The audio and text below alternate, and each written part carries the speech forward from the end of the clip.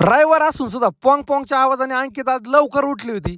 नमस्कार मित्रांनो, जय महाराष्ट्र. एवढ्या गरम पाण्याने मी नाही आंघोळ करू शकत भाऊ. त्याच्यापेक्षा मी मळ्यातलं काम करीतो. मी निघालोय मळ्यात. पंजाबराव टक यांनी सांगितलंय का 5-6 दिवस आहे ना ऊन पडणार आहे, तेवढ्या दिवसात आपले कामं करून घ्या. पण शेंगा नाही वाळणार आमच्या. काय कामं करायची आम्ही नेमकं? मग काय आपण मळ्यात पोहोचलो, रॉकीचा नाश्ता दिला. कोंबड्यांचं जे काम आपल्या आज वाट्याला आलं तर रविवार निमित्ताने, मग आपण त्या कामावर मस्तपैकी ताव मारला. म्हणजे कोंबड्यांना खायला प्यायला टाकायचं, भांडे धुवायचे, सगळं करून आपण परत गावात आलो. आणि आपल्याला पुढं उद्योग होता पोटा पाण्याचा, म्हणजे फोटोग्राफीचा. आणि चष्मा कसा दिसतोय ते सांगा बरं का. आपण पोहोचलो तिथं, मस्तपैकी कार्यक्रम सुरू झाला. कार्यक्रम होता सेवाप्रती सोहळा. कोणाचा? तर कृषी विद्यापीठातले साहेब येतं, रणसिंग साहेब त्यांचा. मग हा कार्यक्रम मस्तपैकी व्यवस्थित पार पाडून परत आपण मागं निघालो. आणि आपण गाडी आणल्याचं सार्थक झालं बरं का. कारण पाऊस आला होता, आपण भिजलोच असतो नसते आणली तर.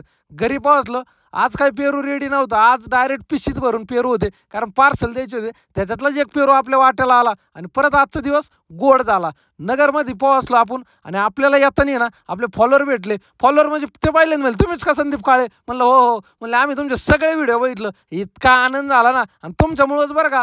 आनंदी आनंदकडे, जिकडे तिकडे चोईकडे. इकडं मळ्यात आल्यावर मामी आणि भाचीचं गाडी खेळाखेळीचं काम चाललं होतं. आणि रॉकी त्यांच्या मागं पुढं पळायचं काम करीत होता. धन्यवाद. जय महाराष्ट्र.